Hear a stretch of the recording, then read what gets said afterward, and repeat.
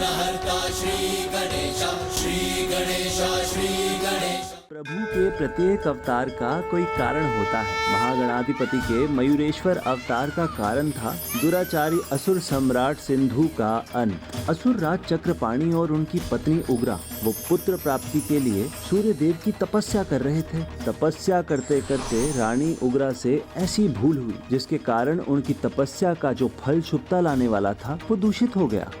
क्षमा महाराज, क्षमा। तपस्या करते करते अचानक मुझे क्षणिक आभास हुआ जैसे सूर्य देव के स्थान पर स्वयं आप हूँ, किंतु ये उचित नहीं है। रानी उग्रा सूर्य देव के तेज से प्रभावित थी और सूर्य देव की कृपा भी उन पर हुई, किंतु जो विचार दोष रानी उग्रा से हुआ था उसका परिणाम तो समस्त संसार को भुगतना था। उनकी कोख में बालक रूप में कुटिलता और दुष्टता का पर्याय ही पनप रहा था। प्रिय, स्वामी, आप कुशल तो हैं? स्वामी, असहनीय पीड़ा हो रही है।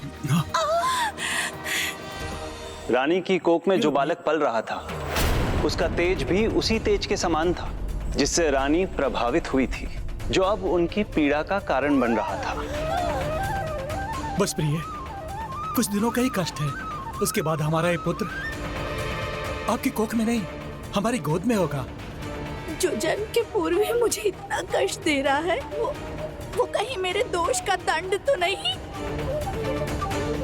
दंड ही है, दंड ही है। जिसे पाकर माँ को भी सुख का अनुभव ना हो, वो दंड ही है। नहीं देवी नहीं, अपने संतान के प्रति मन में ऐसे बुरे विचार मत लाइए। प्रिय, देखो हमने तपस्या की है, ये उसी तपस्या का फल है जो ये तुमसे अभी तपस्या करवा रहा है। अनिष्ट की आशंका, अनिष्ट की आशंका, ये उस तपस्या का भाग नहीं हो सकता, ये उस तपस्या का भाग नहीं हो सकता। अब मैं इस पीड़ा को सहन नहीं कर सकती, सहन नहीं कर सकती। रुको प्रिय, प्रिय, रुको प्रिय। कर्मों का फल तो सबको भुगतना ही पड़ता है। देवी उग्रा की भूल संसार के लिए शूल बनने जा रहा था। उसके उस असहनीय तेज ने, उसकी पीड़ा ने रानी से वो करवा दिया जिसकी कोई माँ कल्पना भी नहीं कर सकती। रुकिए प्रिय, रुकिए। अरे कहाँ जा रही है प्रिय? रुक जाइए, रुक जाइए प्रिय। आप कहाँ जा रही है प्रिय? अरे आप कहाँ जा रही है प्रिय? रुक जाइए, रुक जाइए प्रिय, रुक जाइए। नहीं नहीं प्रिय, ये उचित नहीं है प्रिय, प्रिय, प्रिय। और वहां सागर के जल में रानी ने अपने गर्भ का त्याग कर दिया।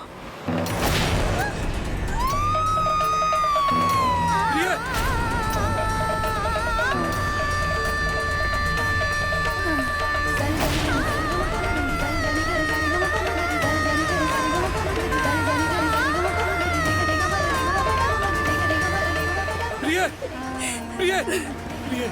स्वामी, ये क्या हो गया स्वामी? शांत हो जाओ प्रिय। जो हो गया वो हमारा भाग्य था, अब उस पर शोक करने का कोई लाभ नहीं। नहीं स्वामी, ये तो महापाप हो गया।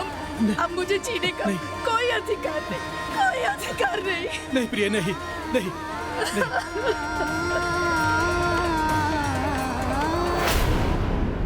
नहीं, नहीं। शिशु का क्रंदन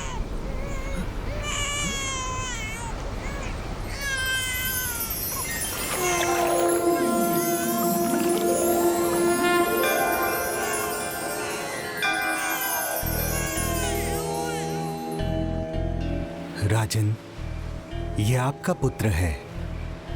आपके कर्मों का फल आप इसे त्याग नहीं सकते।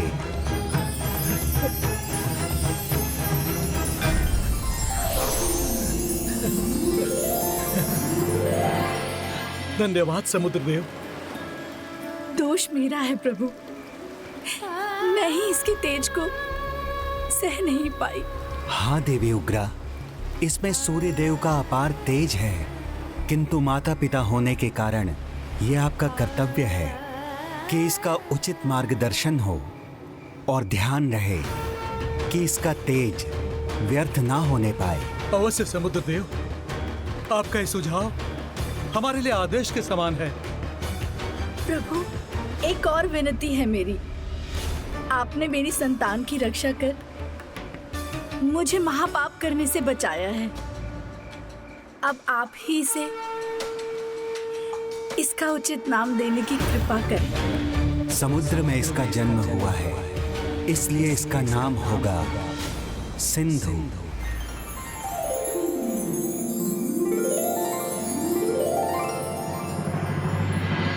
स्वामी, जो सूर्यदेव के तेज से जन्मा, जिसे समुद्र देव का आशीर्वाद प्राप्त हुआ, वो मात्र अपनी माता के दोष के कारण कुटिल और पापी होने का उदाहरण बना।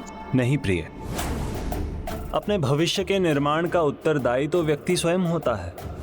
उसकी नियति उसके कर्म निर्धारित करते हैं, और यही हुआ सिंधु के साथ।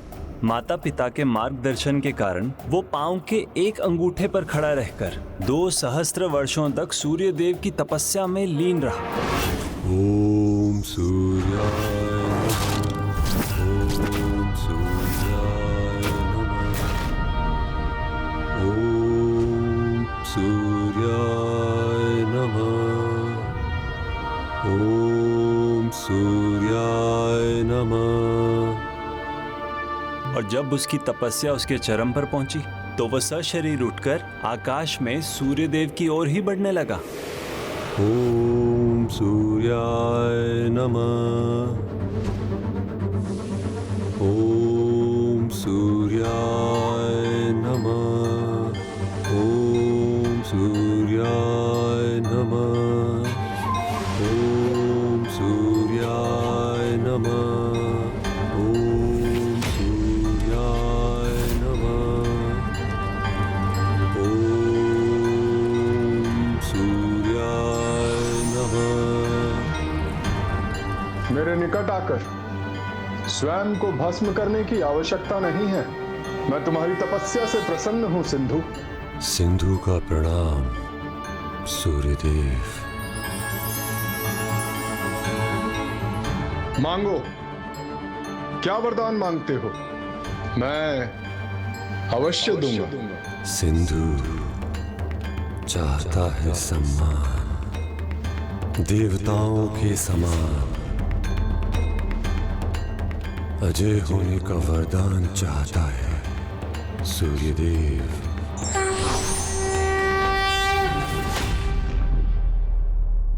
अजय होने के लिए मैं तुम्हें 3 बूंद अमृत से भरा ये कलश प्रदान करता हूं, जिसे केवल तुम अपने कंठ में धारण कर सकते हो। इसके प्रभाव से ना कोई देवता, ना नाग, ना गंधर्व, ना मानव, ना कोई जीव, ना जंतु, कोई नहीं, ना दिन में, ना संध्या, ना ही रात्रि में, अर्थात कोई भी किसी भी समय तुम्हारा वध नहीं कर सकेगा।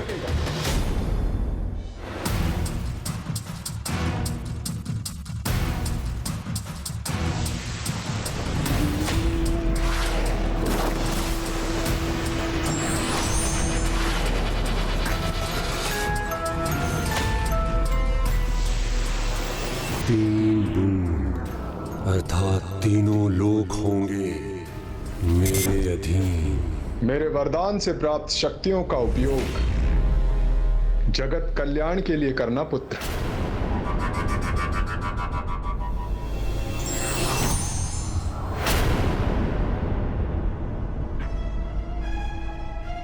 सम्मान, वरदान, भगवान, 3 शब्द मुझे पूर्ण करेंगे।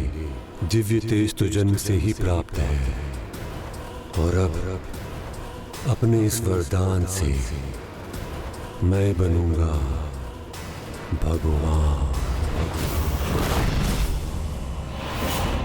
अब एक और थे ऋषि गौतम और देवी अहिल्या, भगवान के प्रति अपनी अटूट आस्था के कारण जो अच्छाई और धर्म का विस्तार करने का प्रयास कर रहे थे।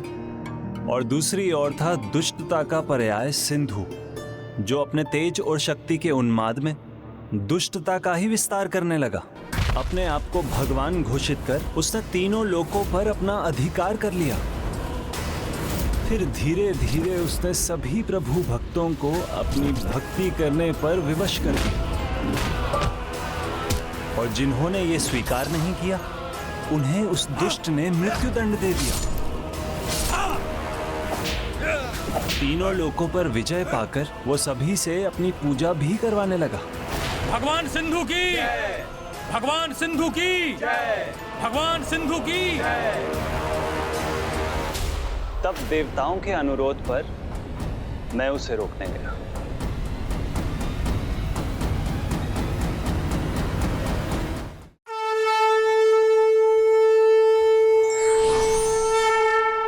प्रणाम नारायण।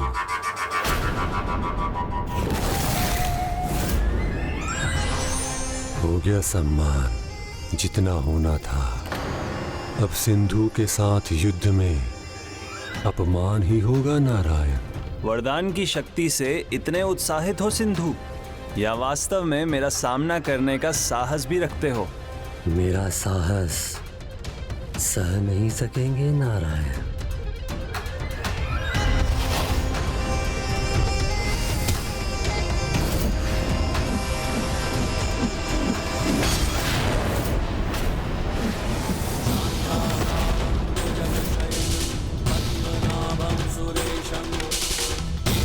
तुम्हारा वार तो मैंने रोक दिया सिंधु, अब तुम मेरे प्रहार का सामना करो। अवश्य स्वागत है, किंतु साधारण अस्त्र व्यर्थ मत कीजिएगा। करना है तो किसी असाधारण अस्त्र का ही प्रयोग कीजिए।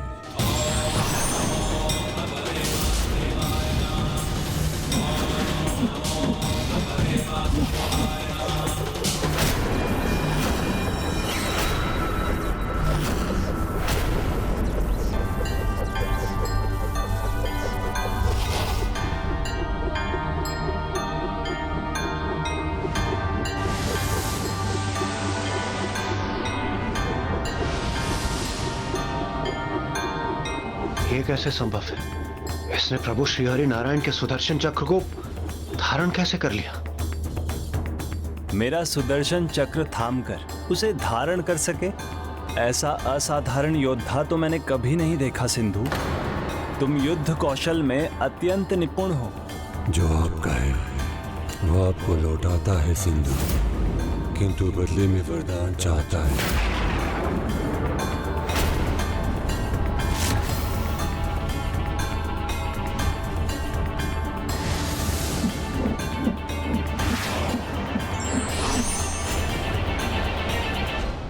उचित है, जो चाहते हो वो मांग लो।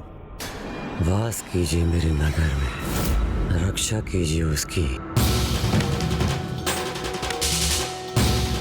उचित है, किंतु ऐसा तभी तक होगा जब तक तुम मेरा या मेरे किसी स्वरूप का अपमान नहीं करोगे। स्वीकार है मुझे। तथास्तु। स्वामी, ये क्या किया आपने? आपको तो उस अधर्म के उपासक का अनुचित उद्देश्य ज्ञात था, फिर भी आपने उसे उसके नगर की रक्षा करने का वरदान दिया। दुष्टता का अति विश्वास सिंधु जैसे दुष्टों को ऐसे वरदान मांगने को प्रेरित करता है जिसके वो योग्य भी नहीं होते। फिर वही वरदान उसका काल बन जाता है, किंतु उसके काल का आगमन अभी नहीं हुआ था। वो जिस पथ पर चल रहा था वो उसे उसके काल के मुख में ही ले जाने वाला था।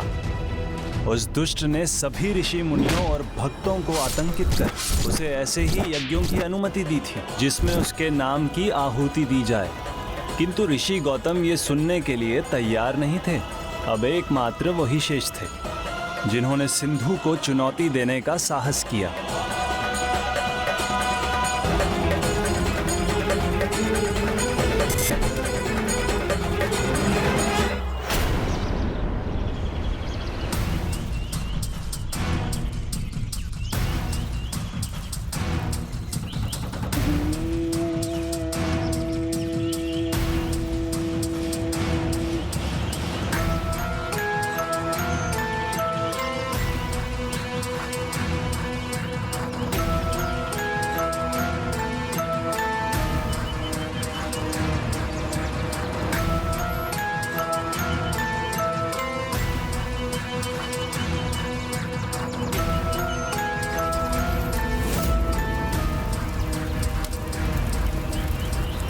सिंधु चाहता है सम्मान और आप कर रहे हैं अपमान, तो दंड तो मिलेगा ना।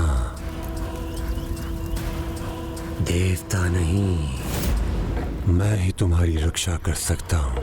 इसलिए अब आहुति भी मेरे नाम की होगी। बोलो ओम सिंधुराय नमः। ओम सूर्यदेवाय नमः। ओम श्री सूर्यदेवाय नमः।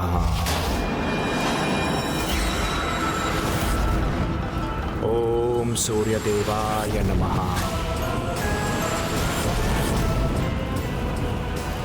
जो ना समझे उसे समझाना आता है सिंधु। अब ये यज्ञ भी रुकेगा और शीश भी झुकेगा भगवान सिंधु के सामने। प्रभु महागणाधिपति के नाम पे जो यज्ञ मैंने आरंभ किया है, उसमें तुम कोई भी विघ्न नहीं डाल सकोगे सिंधु। उसमें तुम कोई भी विघ्न नहीं डाल सकोगे सिंधु। विघ्न भी डालूंगा और वो बुझाएं भी विलग कर दूंगा जो भगवान सिंधु का अपमान करेंगी।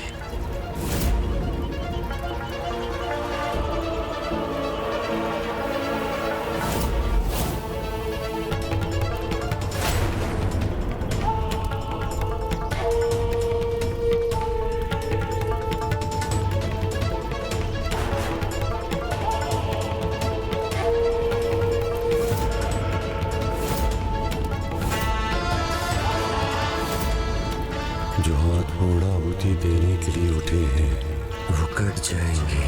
फिर कैसी आहुति और कौन सा यज्ञ। ना रहेंगे हाथ, ना होगी आहुति।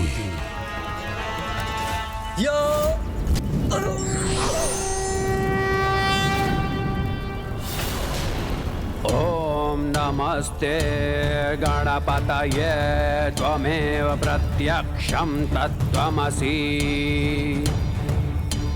त्वमेव केवलं कर्तासि, त्वमेव केवलं कर्तासि। त्वमेव केवलं कौन है जिसने तिनके से पहाड़ गिराने का प्रयास किया है? अलविदं ब्रह्मासि अवानुचानमवशिष्यम्। क्या हुआ सिंधु? कहीं तुम्हें इस यज्ञ की अग्नि में अपनी चिता की अग्नि तो नहीं दिख गई? महागणाधिपति को समर्पित इस यज्ञ की अग्नि किसी के भी प्रयास से बुझने वाली नहीं है, और यदि किसी ने दुस्साहस किया तो वह स्वयं बुझ जाएगा। बुझेगी, अवश्य बुझेगी। हर यज्ञ की अग्नि भी और सबके जीवन की ज्योति भी।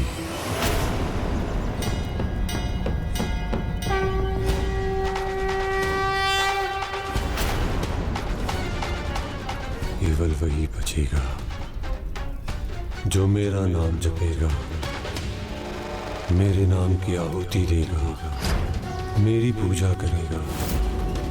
अन्यथा जिसे अपने प्राण बचाने हैं उसे मेरा साम्राज्य छोड़कर जाना होगा। ये मैंने क्यों कहा या किसी ने कहलवाया? साम्राज्य अवश्य तुम्हारा है, किंतु जीवा भी मेरी, शब्द भी और भगवान भी मेरे हैं।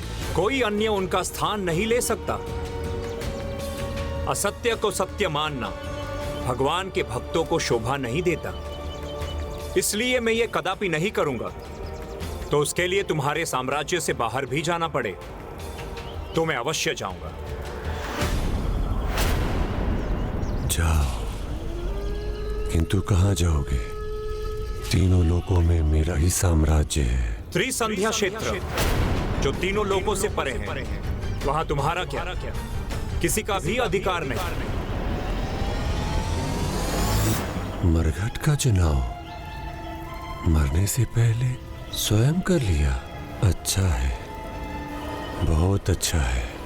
जाओ, अपने शिष्यों को भी उस मृत्यु के अग्निकुंड तक लेके जाओ।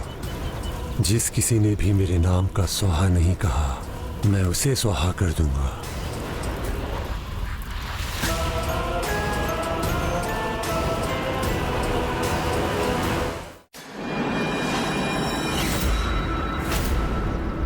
आदेश तुम्हारा नहीं, मेरे प्रभु का मान्य है। मुझे उनकी इच्छा से ही मैं त्रिसंध्या क्षेत्र जा रहा हूं। किंतु मेरे जीवा पर आने वाले शब्द ध्यान से सुनना सिंधु। ये इस ऋषि की वाणी है जो मात्र और मात्र अपने ईश्वर में विश्वास रखता है। इसलिए चेतावनी देता हूं सिंधु, अहंकार और क्रोध के विष का घोल जो तुम बना रहे हो वही एक दिन तुम्हारा विनाश करेगा। तुम्हारा विनाश करेगा। तुम्हारा विनाश करेगा।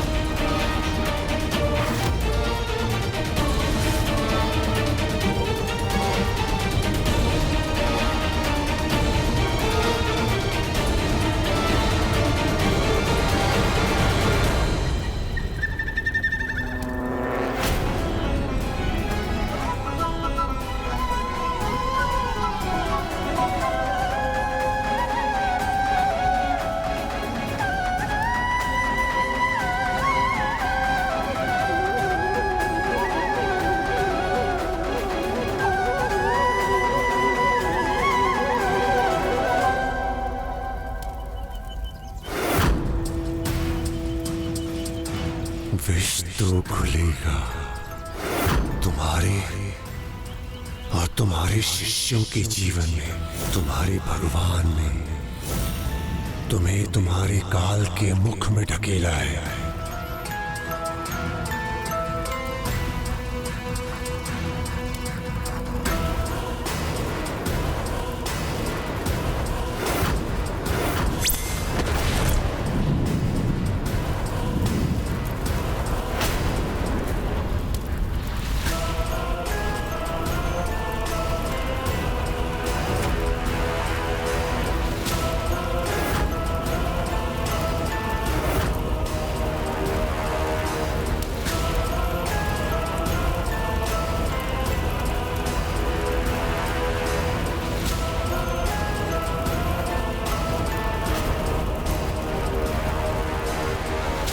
यदि इस दुष्ट सिंधु का प्रकोप इसी प्रकार बढ़ता रहा और ऐसे ही सभी के यज्ञ को और उस यज्ञ से समर्पित होने वाली आहुति को रोकता रहा, तो हमें पुष्टि कैसे प्राप्त होगी?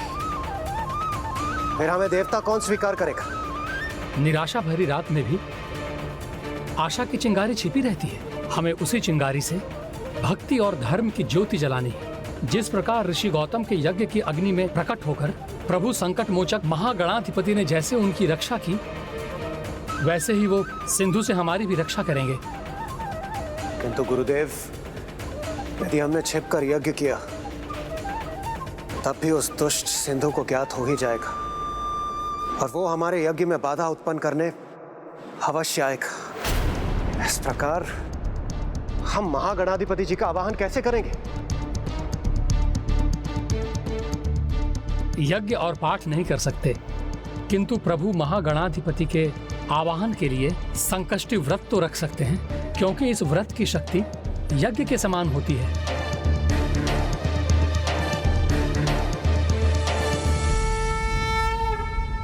अब एक और ऋषि गौतम अपने शिष्यों के साथ मरुभूमि समान जल, वनस्पति, यहाँ तक कि सूर्य की किरणों से रिक्त निवास के लिए अत्यंत कठोर त्रिसंध्या क्षेत्र में जाने के लिए विवश हुए। दूसरी ओर देवताओं ने पूर्ण भक्ति और निष्ठा से वो संकष्टी व्रत किया जिसे करने से प्रभु महागणाधिपति के दर्शन के साथ उनकी कृपा भी अवश्य मिलती है। और ये दो घटनाएं श्री मयूरेश्वर गणेश के अवतार का कारण बनी। हे परब्रह्म महागणाधिपति जी, उस दुष्ट सिंधु के प्रकोप के कारण हमारे लिए आपका यज्ञ करना, आपके नाम का जाप करना और आपकी मूर्ति बनाना संभव नहीं। इसलिए इस पवित्र सुपारी को आपका स्वरूप मानकर हमने संकष्टी व्रत रखा है। कृपा कर हमारे इस व्रत को, हमारी तपस्या को, हमारे यज्ञ को स्वीकार करें और हम पर कृपा करें। प्रभु कृपा करें हम पर।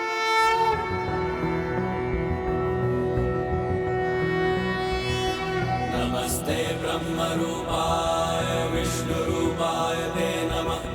नमस्ते रुद्र रूपाय करिरूपाय ते नमः। विश्वरूप स्वरूपाय नमस्ते ब्रह्मचारिणे भक्त प्रियाय देवाय नमस्तुभ्यं विनायक ॐ सिद्धिबुद्धिसहिताय महागणपतये नमः।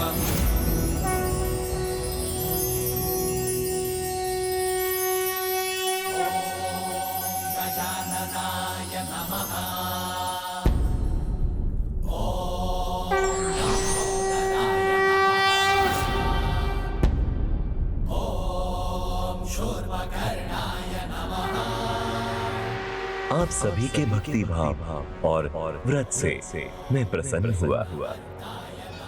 भगवान की पूजा घोर तप या केवल यज्ञ आदि से ही नहीं होती। मन को भक्ति से भरकर प्रभु को स्मरण करना ही पर्याप्त होता है। हे प्रभु महागणाधिपति जी, यदि ये हमारी परीक्षा है तो इसमें उत्तीर्ण होने का सामर्थ्य भी आप ही हमें देंगे। आज हमें दर्शन प्रदान कर आपने ये सिद्ध कर दिया। इस संसार को उस अधर्मी सिंधु से छुटकारा दिलाने में आप ही हमारी सहायता करेंगे प्रभु। उसकी दुष्टता के कारण महान ऋषि गौतम को त्रिसंध्या क्षेत्र जाना पड़ा। अब वहीं उसी त्रिसंध्या क्षेत्र में गौतम ऋषि के आश्रम में ही मैं अपना दूसरा अवतार लूंगा और सिंधु के पापों का अंत करूंगा। किंतु प्रभु त्रिसंध्या क्षेत्र में ही क्यों? क्योंकि जहां भक्त है भगवान भी वहीं रहते हैं। संभल कर, यहाँ भूमि पथरीले हैं, यहाँ संभल कर चलना होगा। ठीक है, आ जाओ। प्रभु, त्रिसंध्या क्षेत्र में क्या आप ऋषि गौतम और देवी अहिल्या के पुत्र के रूप में जन्म लेंगे? मैं उन्हीं के आश्रम में आऊंगा, वहीं उनकी छत्र छाया में रहूंगा। किंतु मुझे जन्म तो वो माता देंगी जो बहुत समय से पुत्र सुख पाने की आशा में व्याकुल है।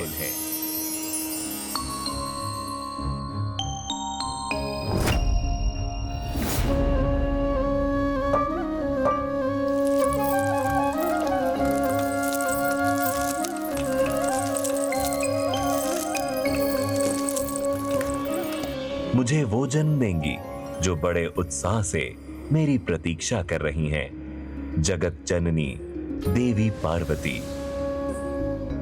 मैं तो वर्षों से आपकी प्रतीक्षा में हूँ प्रभु। अब तो आपको मुझे आशीष देने आना ही होगा।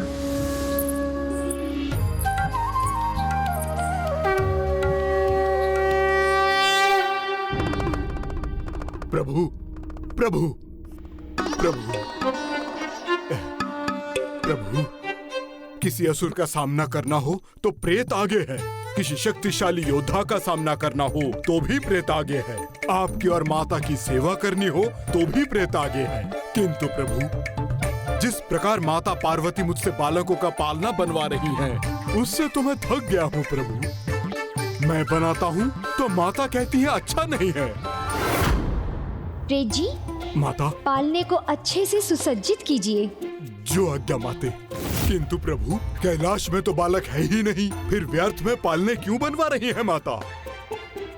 क्या होने वाला है प्रभु? माता ये सब क्यों करवा रही है? पता नहीं इतने सारे पालनों का वो क्या करने वाली है प्रभु। जिसकी प्रतीक्षा मुझे है, शीघ्र ही यहाँ उसकी किलकारी गूंजेगी। और एक बात और प्रभु, जब मैं पालने बनाकर थक जाता हूँ तो मुझसे खिलौने भी बनवाती हैं। मुझे माता की चिंता हो रही है प्रभु। प्रेत जी, हाँ? मुझे ऐसे नहीं, मुझे अति सुंदर खिलौने चाहिए। शीघ्रता कीजिए। प्रभु, जितने खिलौने मुझे आते थे मैंने बना दिए, पर वो कहती हैं और बनाओ, इससे उत्तम बनाओ। अब क्या बनाऊं और किसके लिए बनाऊं प्रभु? जी भर के अपनी ममता का आनंद लूंगी मैं, मन भर के खेलूंगी उसके साथ। प्रभु, मैं जब भी अपने शिष्यों को शिक्षा देने का कार्य कर रहा होता हूँ प्रभु, तो माता आश्रम में पहुंचकर उन्हें पकवान खिलाती है, उनका दुलार करती है। इससे मेरा कार्य अधूरा रह जाता है प्रभु।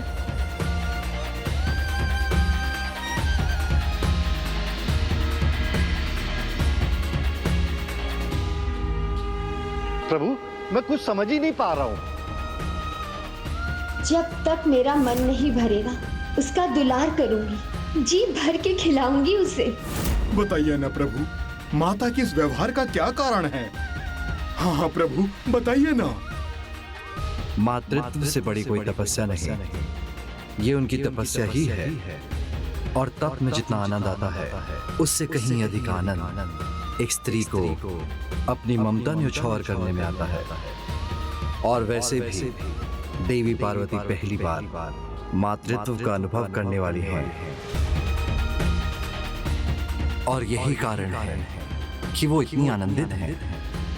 और अब संसार के सामने देवी पार्वती का ममता भरा अद्भुत स्वरूप होने वाला है।